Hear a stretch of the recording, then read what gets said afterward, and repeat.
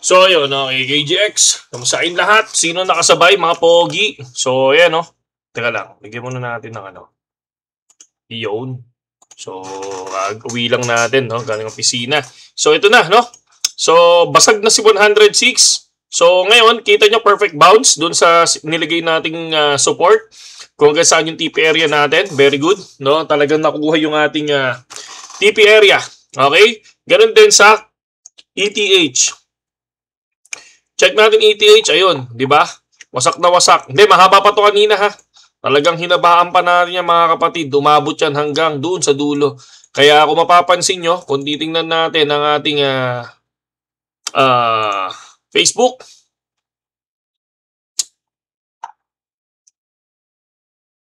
Check lang natin. Yan. So, nagpo-post na tayo ngayon dito. Ayan. 80% ETH short, no? And then, syempre, doon tayo sa 104%. So, dalawang beses tayo nag-try. Tatlong beses. Tatlong ano yan, no? Tatlong 104. Dalawang 104. 101, 104, and isang 80%. Then, BTC 26, 30, and 40%. Yun yung ginawa natin. Ayan. So, pinakita ko dyan. Okay? So, ngayon, check lang muna natin. Ano ba yung possible? Ito, kita nyo man, perfect bounce, no? Possible na pwedeng mangyari ngayon kay BTC. Pero bago ang lahat, syempre, fear and greed index ay extreme fear. So, ito na yung nakikita ko dati sa bear market, ganyan. Pero syempre, nasa chart pa rin tayo. Doon pa rin ako tumitingin sa chart, no? Possible, pwede pa mag-long, pwede pa mag-short. Ganun lang yan. So, syempre, may reversal naman lagi, di ba?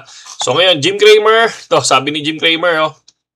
Like I said last night, anything consumer-oriented has seemed to have entered bear market territory. Just an incredible reversal. So, pag sinabi niyang ganyan, malipit to, kabaliktaran, eh. Di ba? Sabi niya, nakaraan, magiging magandang lipad ni BTC ng Monday. Ayun, laglag. Di ba? Ngayon, sabi niya, magkakaroon ng nasa bear market territory na tayo and just an incredible reversal. So, tingnan natin kung mag-upward nga yan, di ba? Sabi kasi nila baliktad. Pero ngayon, hanap tayo ng ating support and resistance. I think for me, sa one day ako titingin. Okay? So, kasi masyadong malayo na yun nandoon. Okay. So, sa entry point natin. So, gusto ko na kanin to ha. Tanggalin na natin to. Okay. Yan. Tanggal-tanggal na tayo ng mga ano natin. Ng mga kaguhitan. Okay. Yan. Okay. So, for me, kung mapapansin natin dito, ito yung sinet ko na wag lang mababasag kasi I think pag nabasag to, nasa diretso na to. Ang ganda ng short position ako dito, no? Sa 98 or 99, 98, 97. Yan. Pero dito muna tayo. So, basag na si 106. Okay na tayo dyan. And then, may nakikita tayo sa one day time frame. Kung mapapansin natin tong area na to. Pwede din. Ito, no? Pwedeng fake out. Pwede pang mag-fake out yan. Pwedeng bumalik yan dito. So, ibig sabihin, pag bumalik yan dito, sa one day time frame, hindi nabasag si 106. Okay? So, pwedeng ganyan. And then ngayon, dito sa area na to, dahil nakuha siya, no? Dahil nakuha siya, ha?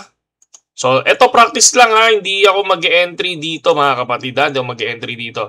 Susubukan natin dahil nakuha siya at nakita ko may rejection. 1, 2, 3, reject. So, titingnan natin dito kung possible tayo mag-long position. So, practice lang to kasi nga sabi ko nga, ito is hindi ako mag-entry dito. So, hindi ako mag-entry dyan ha. Yan. So, kung titingnan nyo, itong ginagawa natin, ito yung study na tinitingnan ko. Once na na-reject, tingnan nyo kung gaano kataas yung possible na pwede niyang iangat. So, ito is pwede itong maging resistance. So, possible, if hindi ito mabasag si 103,725 or 103,700 or 103,500, possible bumalik siya dito sa resistance na to, si 106. Okay? Ngayon, kapag hindi niya nakuha si 106, at na-reject siya kay 106, possible biglang bumaba yan. So ngayon, gusto ko munang i-monitor kung hanggang saan ang itatakbo muna nito. So sabi ko nga, sa ngayon, chill lang. maganda ang profit, solid na solid, sapul kay Ethereum, sapul kay BTC, ang ganda-ganda ng trade, stay lang muna. No? Kung bagang gagawin lang natin, i-check yung market, panoorin lang muna ang price action, tingnan muna natin kung saan sila pwedeng lumapag. No? Pwedeng pumunta ng 106 at pwedeng umabot yan ng 111 or 110.5. So, yan yun na papansin ko lang ha. So, titignan lang natin. Hayaan lang muna. Again, wala akong trade muna. Ang ginagawa ko muna is chine-check ko kung saan ako mag-e-entry. Titingnan ko muna ang galaw ng market. Kasi kung titingnan nyo sa 4 hours time frame, medyo magalaw-galaw siya. No? Ayan. Sakto din ha. So, titingnan lang natin kung aabot siya dito. No? Again, wala akong trade ngayon. Okay? Gusto ko lang makita kung paano gumalaw ang market ngayon. For the Ethereum, so check na muna tayo sa Ethereum. Ethereum, so pupunta ulit ako ng 1-day time frame. Okay, so for me, wala kang pwedeng, so dalawa lang siya, no? Ganda, abot na abot talaga. So burayin na natin yan. Wala na yan eh, nakuha na natin yan mga boy. Nakuha na natin yan mga boy. Sinabi ko na sa inyo.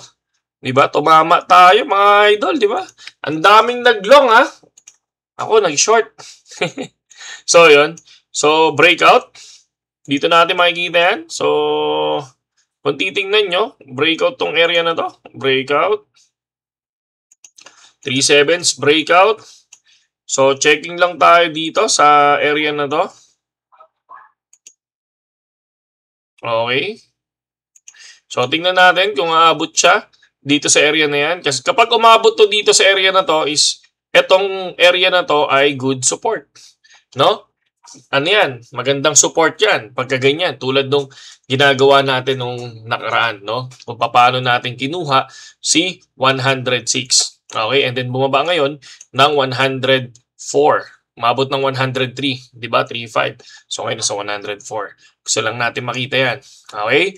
Again, wala akong trade ngayon. Gusto ko lang tong makita.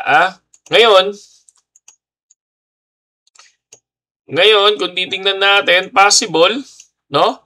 Kung sakali man na lumipad dyan, ayun na yun. Siyempre, ayun na yung good time na makakapag-TP, ay makakapag-enter tayo ng new position.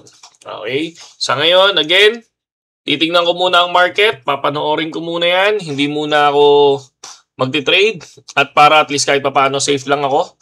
So, yun lang. At sa mga gustong pumasok sa Telegram natin, hindi ko pa naharap yung iba na-replyan ko na. Pero yung iba hindi ko pa na-replyan. PM nyo lang ako dyan sa may link natin sa description kung wala pa kayong BitGet. Gamitin nyo lang yung BitGet. Pero syempre, again, ang ano natin sa Telegram is syempre hindi yung aasa tayo sa signal. Ang aasahan natin yung sarili nating trade, 'di ba? So hanap kayo ng support and resistance, mga ganon, 'di ba? And then titingnan natin kung magiging profitable tayo. Okay? Yun lang. Saludo sa inyong lahat. Boy!